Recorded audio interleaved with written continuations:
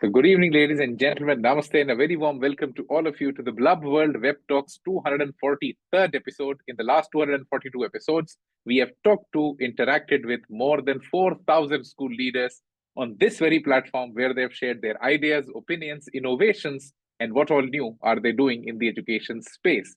तो नमस्कार, आप सभी का स्वागत है ब्लब वर्ल्ड वेब टॉक्स के 243वें एपिसोड में।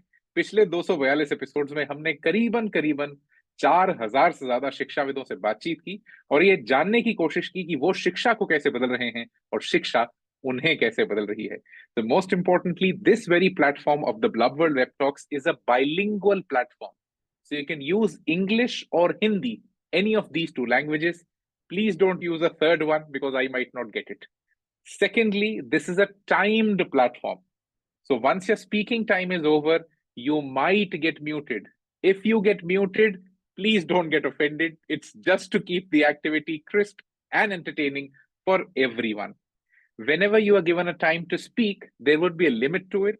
So try putting your best points forward. Think of the web talks as a speaking sprint rather than a speaking marathon, so that the most important and the most amazing points come forward and the final video looks amazing for everyone to see. If you're joining us on YouTube and if you want to listen these web talks on any specific topic, make sure that you put it in the comments so that we can take it in the sessions ahead. Thank you so much once again for tuning in. A very warm welcome to all the guests for the 243rd episode. Today, what we are going to talk about is superbly interesting, typically for parents and for teenagers. And why do I say so is what we are trying to understand today during this whole session is from a set of teenagers, from a set of school principals, on how do you raise a leader and not a follower. Now, this is something that people might question as a topic, that do we really need to raise so many leaders or do we need better followers? And what do people really define leadership as? What is their subjective opinion on it? This is what we'll try to know from our experts today. So before we start this session and before I invite the first guest for today, I would request, I would put a question to all the speakers for today so that they can start by answering this question and then sharing their opinion about the topic. The question is pretty simple, that how do you as individuals define leadership? What do you think really differentiates a child that, okay, this is the person or this is the child who has leadership potential, or this is the child who's better off as a follower? What are the traits that you try to identify? What is it that you look into them? And as an individual, how do you define leadership? Because that becomes the epicenter of knowing that how do we raise the kind of perception that you have in your mind of leadership. So thank you so much once again for joining us. Let me invite the first speaker for today to share their thoughts on it.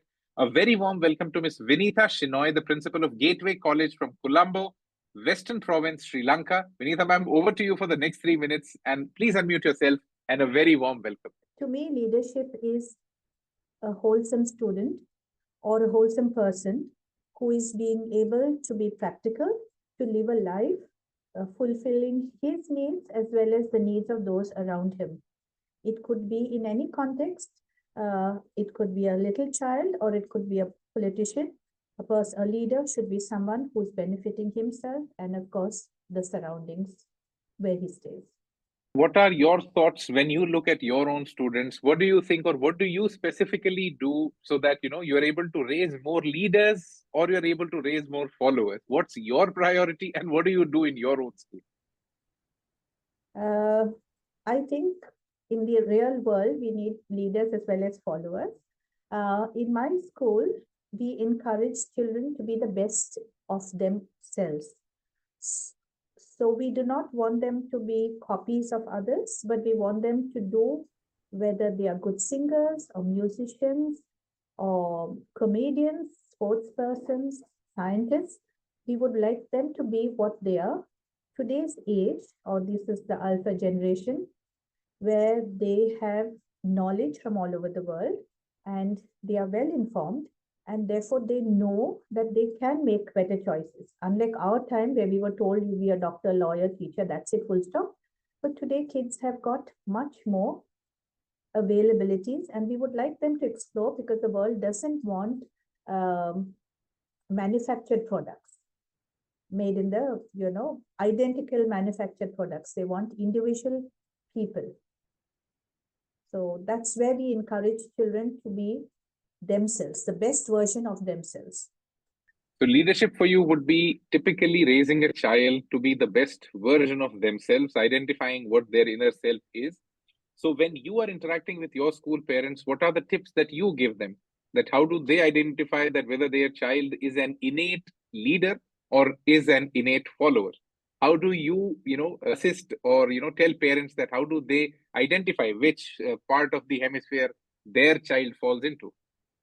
See, every parent aspires that their child is on the top of everything, the best cricketer, the best dancer, the best singer. So every parent aspires that their child is the best. What we tell parents is let them explore. It's difficult. It's difficult, but we tell parents let them explore. How far can they make a mistake? If you feel it's something which is going to be detrimental for them, or for anyone else, you can, advise them against doing something. But I would always tell my parents to let the child explore. In school, we have a subject drama, and many parents come and say, "What is this nonsense? My child is not going to go on the stage and act." And I said, drama is one of the most important skills.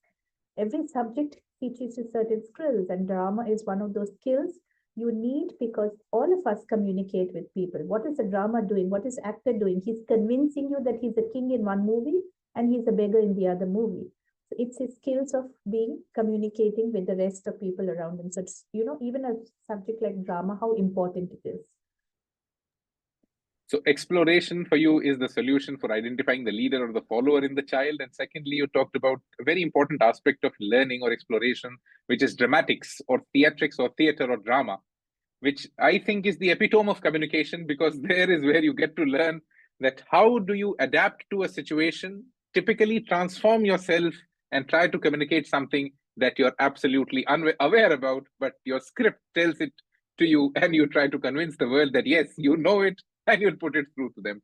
Thank you so much, Vinita ma'am. Let me go to the next speaker for today. A very warm welcome to Ms. Farzana Syeda Parveen, the Director Principal for G.D. Goenka Public School, North Lakhimpur, Assam.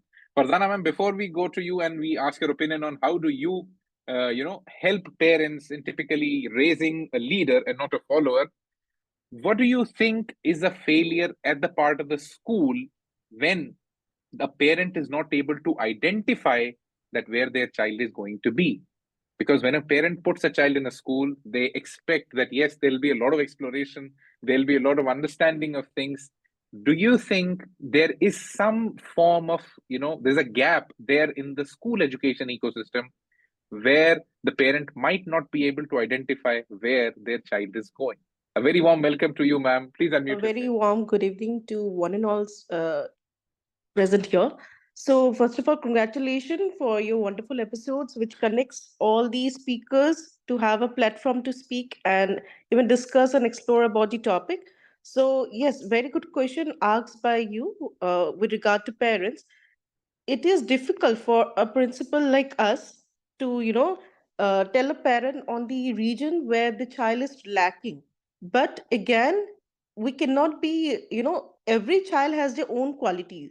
So a child may be good in sports, may not be as good in scholastic activities, and some might be good in scholastic activities. So it is for us whether to foster all the qualities, whether the child is going to have qualities with regard to education or sports or art and craft. So that's how we need to explore the child so that it can be implemented in a better way. And with regard to the parents concern, yes, it gets difficult for at times for disclosing it to the parent that your child is lacking in so and so subject. So rather than talking about the negatives, we try to find about the positive by having more PTM, and we try to find about the activities where the child is interested in. So you have a very activity driven approach that, Yes. giving child things to experiment with, to do and play around with things. What do you think specifically happens when, you talk of your area around you? Because every area has a very different kind of a parent, very different kind of a child, and very different kind of a challenges. Like Vinitha ma'am comes from Sri Lanka, you come from Assam in India. Assam typically brings a very different kind of a cultural touch to India. This does not really have a superbly similar connect with the mainland of India. So, what's your observation on the kind of practices and things that parents adopt to identify whether their child is really a leader or they're happy being their child being a follower? Or what kind of a parental Exactly. perception you have? Yeah. So, like rightly stated, Assam being a part of North Lakhimpur itself is a very remote area. So it is more difficult for me when we have launched GD Goenka, not just in Assam for the first time, in the entire Northeast it is launched for the first time. So as a director, it is also difficult for me to get good teachers because I think the root is teachers and the mentors. For example, let me take a small subject like art and craft. So, if I will ask you a question whether to draw a scenery in art class, what will be your perspective? I think it will be a basic perspective to draw, V-shaped mountain or W-shaped mountain and river and a home and sun. So that is what I don't want the students to be like. I don't want to have a theory which is continually, fostering since the past. I want them to have their own idea apart from the whatever is given in the art class, the V shape or W shape mountain. Why can't they have their own imagination? So what I do to explore and even to transform this place, for example, in a subject like English, I ask them to sit at the nature place because Assam is full of nature, so I ask them to go out to the nature and just have a nature's walk so that they can write and as well as they can draw and implement their ideas on paper. So that is the basic method of transforming this place into a holistic growth. Thank you so much, Farzana ma'am, for this amazing Yes, talk. thank you. Let me invite the next speaker for today. A very warm welcome to Mr. Bishnu Prasad Bhatt, the principal of Everest International School from Tokyo, Japan. Vishnu sir, over to you for the next 3 minutes. Please unmute yourself and a very warm welcome. When you start speaking, we would like to know one thing from you. Everyone knows Japan as a place, that dwells on perfection, people being workaholics, a society that's superbly sincere, superbly dedicated. So what are the kind of differences that parents and students bring in your classroom that other schools might not see? Over to you, sir, and a very warm welcome. Good evening, everyone. Thank you so much for creating this global platform where we can share our ideas. And namaste to all the presenters, principals from different schools, ma'am from Sri Lanka, and all the principals from India. I'm delighted to share my experience since this school is the only one high school um, following or affiliated with the Ministry of Education Nepal as well as the Ministry of Education Japan. And also we are affiliated with the Cambridge curriculum and conducting classes in Tokyo, Japan. Of course, there are a lot of differences in the cultural aspects and how the kids are treated in Japan as well as in our society. So in that sense, I think in Japan, basically, the kids are taught by their parents, basically from their home, how they can survive in the society and how they can support each other. They really focus on group activities, and the kids are made independent so that they can survive independently in the future. At the same time, the value of nationalities, how they can foster contributions for their society and for their nations. I think that is preferred rather than just academics in their elementary schools, basically. So, what kind of parents do you see, in your schools, or what kind of interactions do they have? Do they have very different aspirations from your school? Because, when a parent comes from a very high performance society, they have very high expectations from their child. So, what kind of a parent ecosystem you have? Okay, as I told you, we have parents from different backgrounds. We have parents from Nepal, we have parents from India. Also, we have parents from some Western countries as well as from Japan itself. So basically, there is a basic difference in between the parents from our South Asian context as well as the parents from Japan. Basically, our parents, they prefer their students should be very strong in academics. They they don't care too much about other social aspects as well as how they are taking care of others. But the Japanese parents, and they basically cares about whether their kids are well behaved or not. Because in Japan there is a trend you should be careful not to disturb others. And if you are just intelligent and doing perfect for yourself, that doesn't mean you are doing perfectly according to the Japanese way of thinking, because you have to be careful with your activities. Your societies, your surrounding, your ecosystem should not be affected. You have to respect the values for others, and you have to take care of your surroundings. Even for example, I can give you an example. You have your own land, you have your own house. You cannot make a boundary by yourself, because making boundary in your own land might affect the ecosystem of your neighbors. So you have to be careful about these things. So parents over here, they try to make their kids very independent. A very warm welcome to Mrs. Bharathi Chillakuri, the principal of St. John EM High School. Ma'am, over to you. Please unmute yourself, and the next 3 minutes are yours, and a very warm welcome. Good evening, sir. Respected principals and other dignitaries. Good evening, each and everyone.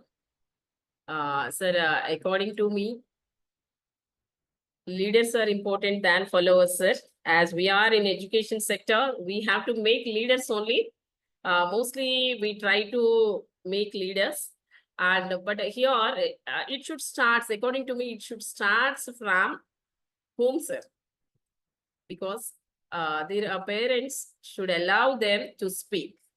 Generally, in our Indian culture, how it will be, we don't give chance to children to speak. Whatever parents are telling, they have to follow. Or else, if father is telling, mother should follow. Grandparents are there, whatever they are telling, these are following. So in that case, what happened, if we are creating such an environment in the school, even though they are not ready to come out from their comfort zone. So first, according to me, parents only should give space to become leaders, not followers, sir. As we are giving many opportunities in the school, children scare. Madam, once I talk with my parent, I take permission of my parent to participate in any event, or we are sending to any other, we are giving different opportunities. So there are myths to parents also. If we give opportunities, or if we are sending to the field trip or excursions or any other opportunities, they scare. My child never ever go out. They may not mingle with them. So there itself, they are stopping. We are giving chances, even though parents are not allowing them. Mostly in our Andhra Pradesh, in our surroundings, this kind of culture we face.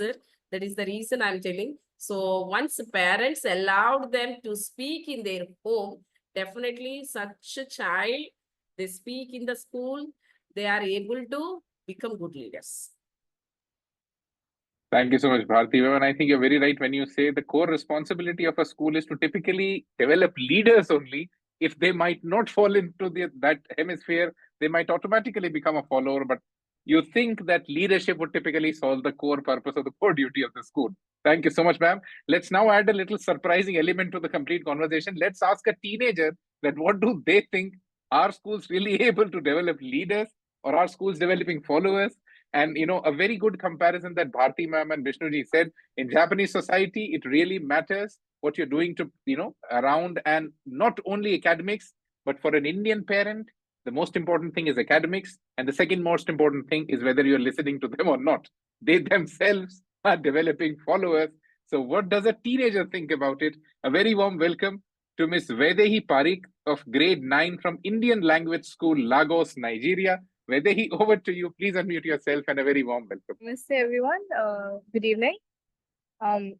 Actually, it's quite ironic that I have to speak on this topic. And honestly, first of all, I would love to express my heartfelt gratitude to Blub World for making such an amazing platform for everyone from my age to what not age, to express their thoughts, and for people to interact with such ambitious and amazing people. First of all, I would like to say that as an Indian living in Nigeria, Africa, I wouldn't actually be able to relate with the education given in India, because I'm 14 years old, and I came to Nigeria when I was like 3 months old. So though we have a CBSE board over there, I think obviously there are a lot of differences.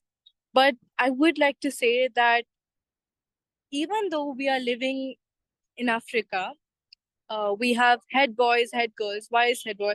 I myself am a captain of my house. And I would say that it's just incredible that, any person, leadership does not limit to one category or one career. It can be anywhere. Our moms are leading our house. Who is not leading? And it's okay if you're not a leader. It's okay to just um just follow it. It's all okay. And honestly, leadership is such a diverse category. Like, and when we think about leaders, we often think that it should be like powerful figures like CEOs or politicians or representatives or whatnot. But sometimes leadership isn't just about power. It's about the mindset. It's about the values and the ethics that a person has. uh I feel if you push a child too much to become like too, prominent, too dominant, too loud amongst its peer, that's not leadership. Honestly, in my views, that's not leadership. It's leadership is actually bringing your friends or others up. It's about following and leading the pack along with you. And leadership isn't a leader like doesn't demand followers. They rather inspire them. Like, seeing my head girl, my head boy, I feel like, wow, how are they managing the entire school? Obviously there are a lot of principals, teachers guiding and supporting them, but what they're doing, the connection they have with us, it just truly inspires me. And seeing all of you principals, I'm just really grateful. And it's just amazing to have an opportunity to interact with you guys and express my thoughts as well. Thank you.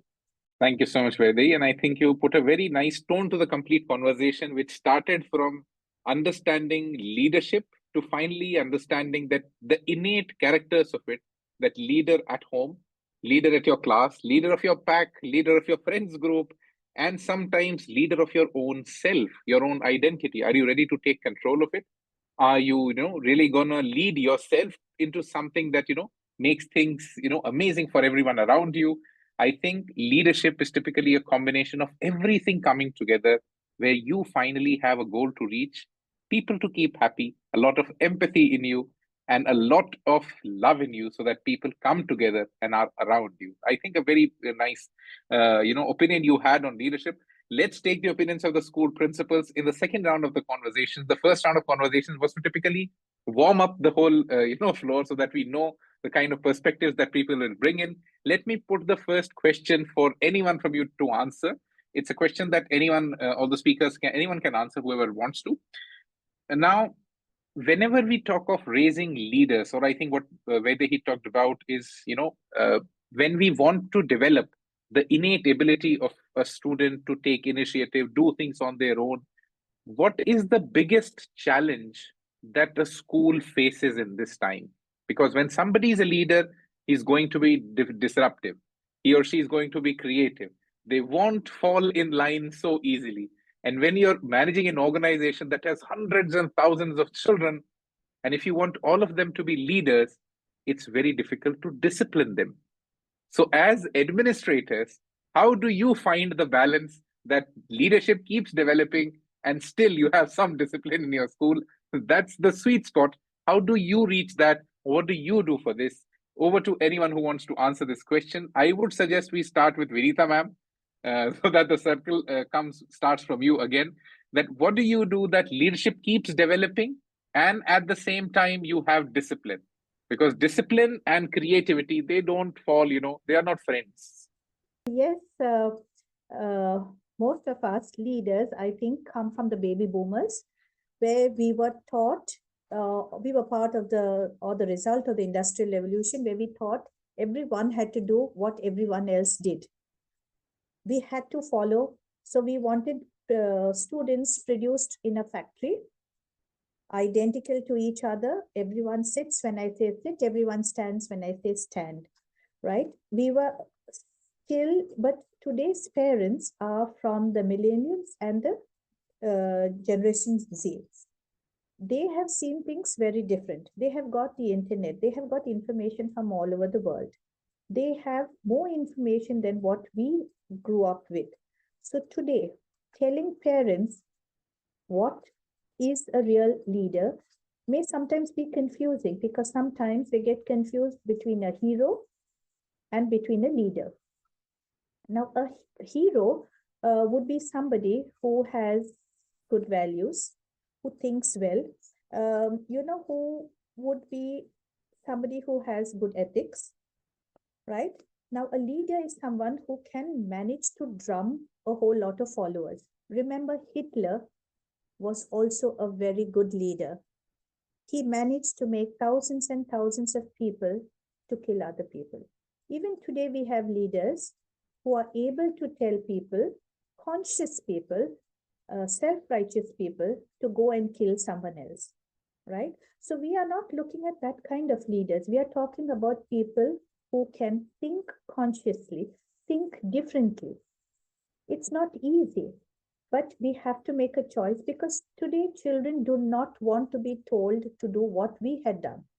They are able to think, they are able to differentiate, they have knowledge from what's happening all around the world. They are worried about the environment. It's their future. It's the previous generations which basically messed up the environment, by bringing all the pollutants. It's now we have put it onto the plate of these youngsters to take care of the environment. And how do they do it unless they think differently? So right from school, right from the very young age, we have to allow them to talk differently. What are we talking about discipline? Is discipline sit up, stand up, sit here, don't talk? Is that what we call discipline? Or is discipline getting children to do what is right, what is good, what is making the world a better place? To me, I want my students, my children, to be happy kids. My theme for school is making school a happy and a safe place. And when I say it, I mean it.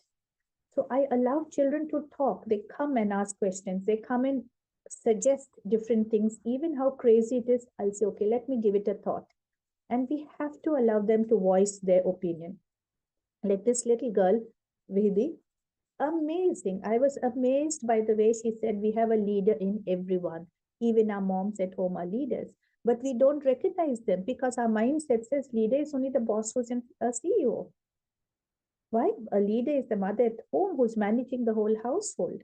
So I'm very, very proud to say that even youngsters today are able to say so many things. We want children to be leaders. We want them to be followers, both. Allowing them to express, allowing them to talk. And you're very right when you say that leadership as a quality is amazing, but at the same time, it's a double-edged sword. Hitler was also an elected democratic leader.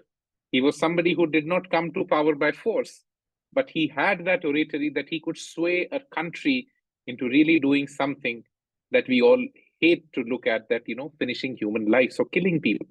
And how did that happen?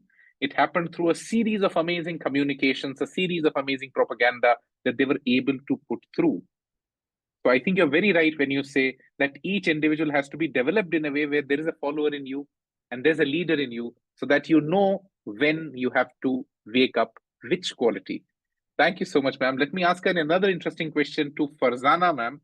Ma'am, if you are talking to a parent and a parent wants to know that, okay, my child has XYZ traits, what do you think? That will that child be a leader in the future? Will he be a follower? Will he be somebody performing amazingly well in life? Or do I have to support him into something? How do you help parents make peace with, okay, my child has this and my child does not have this? How do you help them in identifying? So basically, the idea is not to stop following. It is to create an atmosphere where your ideas are being accepted. So first of all, it starts from home at a very tender age by giving a simple activity like the child must be allowed to choose their own attire, own clothing. So, with small activities, the cognitive thinking are being implemented, and the child can lead to a better, freedom. So independence is the first choice, and where your ideas are being accepted and implemented, I think is the final choice. And having said by a speaker, by a student, Vaidehi, I think she rightly implemented the ideas correctly. So having the perspective not from the parents' choice only. Having been a parent myself, I understand my children needs to have their own identity, their own choice. So having been implemented their own ideas at first, and then thinking about my perspective is the right choice. Giving them the onus to do things and take decisions would typically lead them into a right kind of an individual, and that will tell you that what kind of an individual are you really nurturing.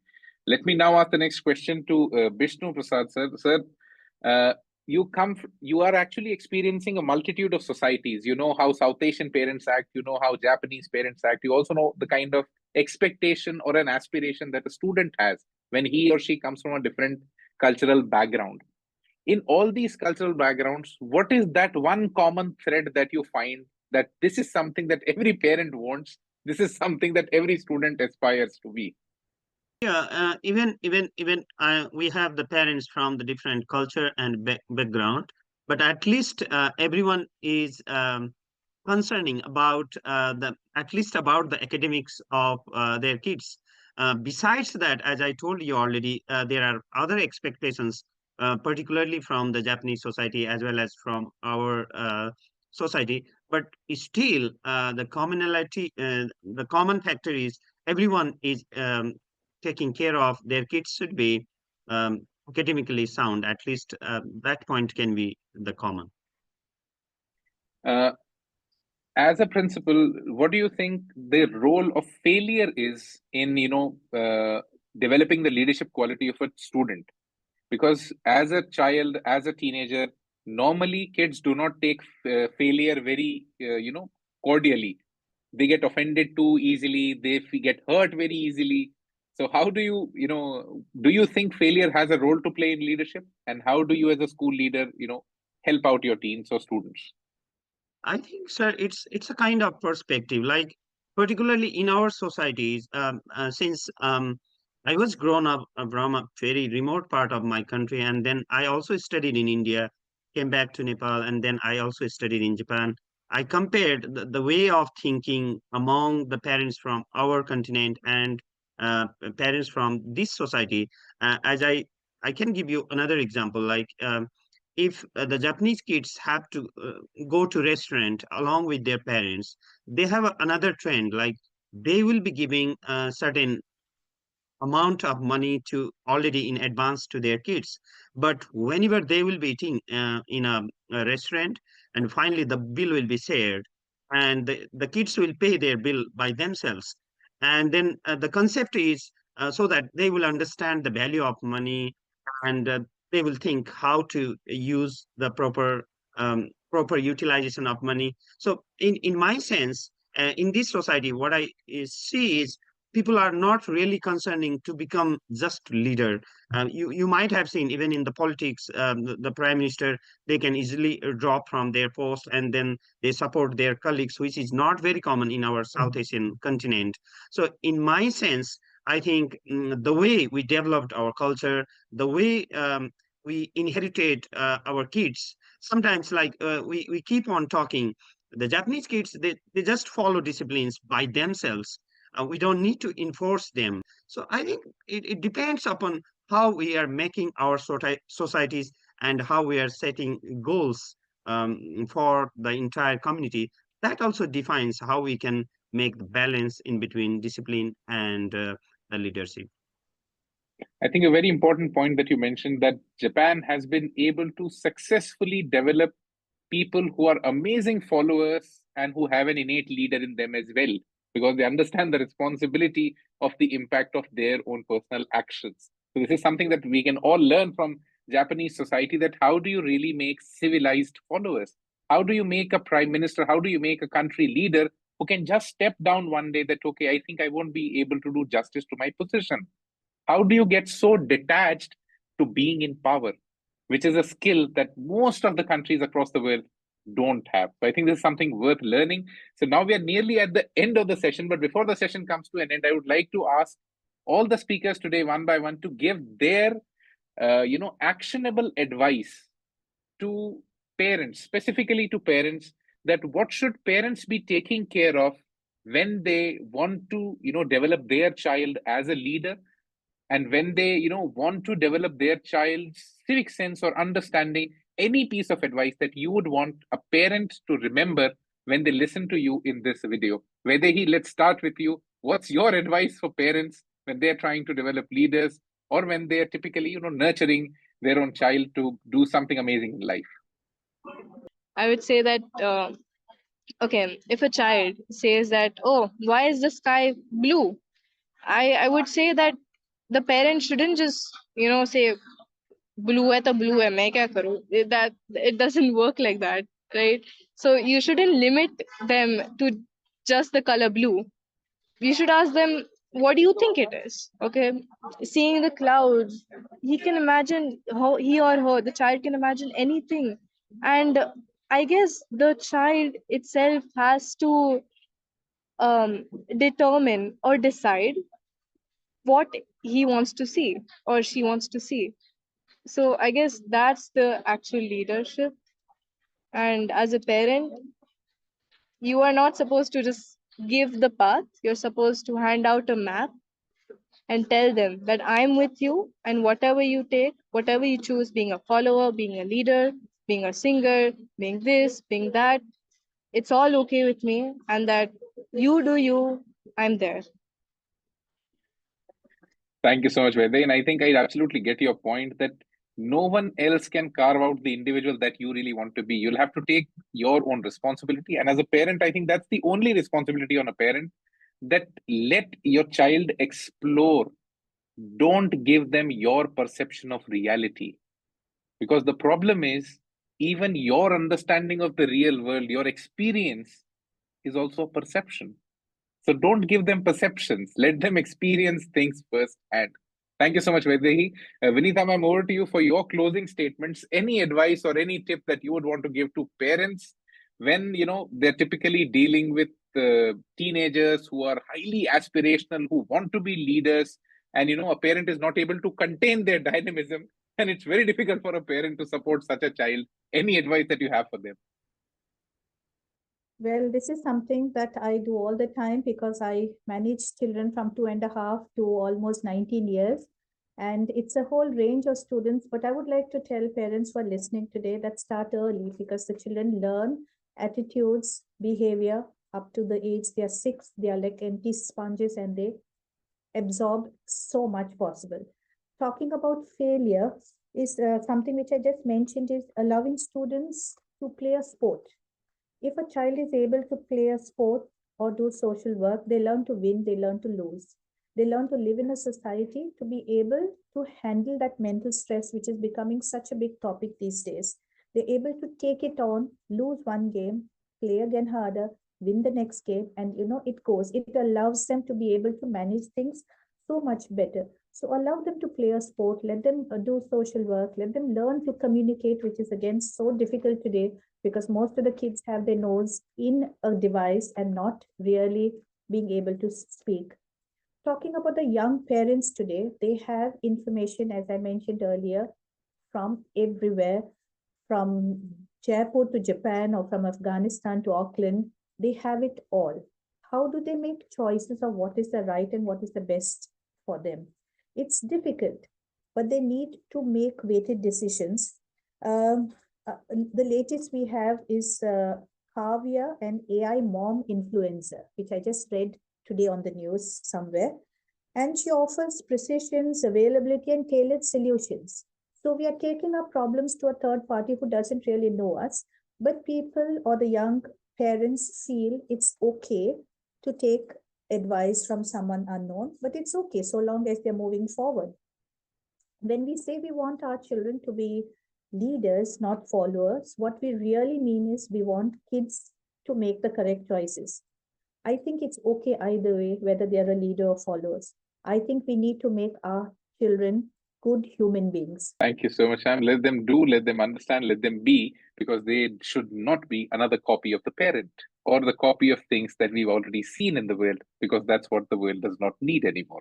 Thank you so much, ma'am. Let me have the closing statement from Farzana, Syeda, ma'am.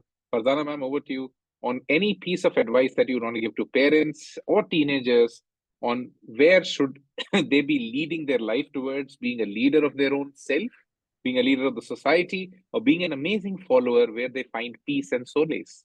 Farzana, ma'am, over to you. I think children should enjoy whatever they are doing. So that is the basic agenda of life, because obviously we live once and we don't want children to fall under competition. Obviously, that is important, but you should not run for the race. You should explore, you should live your life to the fullest with your ideas, with your creativity. That's how it is going to enhance the future into a brighter world. Thank you so much, Farzana, ma'am. Bishnu, sir, over to you for your closing statements for today's talk. Any piece of advice that you have for parents, teachers, or teenagers on developing leaders and also developing amazing followers?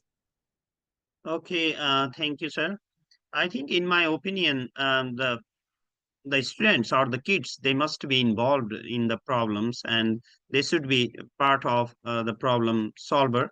In that sense, I think they can understand the sensitivity of the things, and they will take part in the to solve the problems. So my point is, let them engage along with us, along with the parents, along with the teachers, so that they can understand and they can realize things nicely. Thank you. Thank you so much, Vishnu sir. And I think you've given a very apt advice and an amazing conclusion to the conversation, that rather than teaching them, rather than hand holding them, the generation that we have right now, the generation alpha that's there in the school, they don't want to be taught. They want to be challenged. You'll have to find the right kind of challenges, the right kind of problems that they can solve. We have to understand they can learn very quickly. They have AI assistants and AI bots that can solve a lot of problems that we take years in learning. Their learning is no more about content. Their learning is about solving complex problems that we could not in the past because we did not have an AI bot. So at the moment, I think the only advice with which we can conclude this session is, rather than finding the right kind of classes for them, find the right kind of challenges. Thank you so much, everyone. This was the Blub World Web Talks 243rd episode. I hope you enjoyed. And if you did, open your audio, say a big yes, and thank you so much, everyone, for being a part of the Blub World Web Talks. Thank you, everyone. Namaste.